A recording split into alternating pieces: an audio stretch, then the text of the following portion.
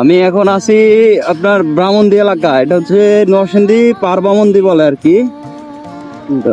দেখেন কি একটা অবস্থা রাস্তাঘাটের। প্রাকৃতিক ভাবে পরিবেশগুলো অনেক সুন্দর, কিন্তু রাস্তাঘাটের অবস্থা একবারে দুর্দশা, বেহাল অবস্থা। তো আমি যে কথাটা বলতে চাচ্ছি, এখানে গ্রাম এবং শহরের মধ্যে যে বৈষম্য তৈরি রয়েছে, সেই বৈষম্যটা দূর করতে হবে। ধরেন এই রাস্তাটা কতটুকু ইম্পর্টেন্ট আপনারা একবার চিন্তা করেন। আমি যাইতে পারতেছি না।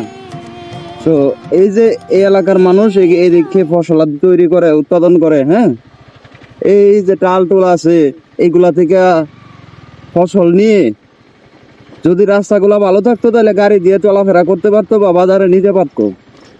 এখন রাস্তাই ভালো না, ট্রানজিটই ভালো না, তো এই এলাকার মানুষ কিভাবে সুবিধা দিবে আপনাদেরকে বা সুবিধা আপনারা গ্রহণ করবেন? যদি এলাকা থেকে সঠিকভাবে শাকসবজি বাজারে না পৌঁছায়, তো ঢাকার মানুষ কিভাবে খাবে বা দূরাঞ্চলের মানুষ কিভাবে খাবে? এই জন্যই বলি, দেশ গ্রামের রাস্তাঘাট আগে ঠিক করে দিতে হবে, তাহলে দেশে অর্থনৈতিক চেন বা অর্থনৈতিক ব্যবস্থা ডেভেলপ হবে।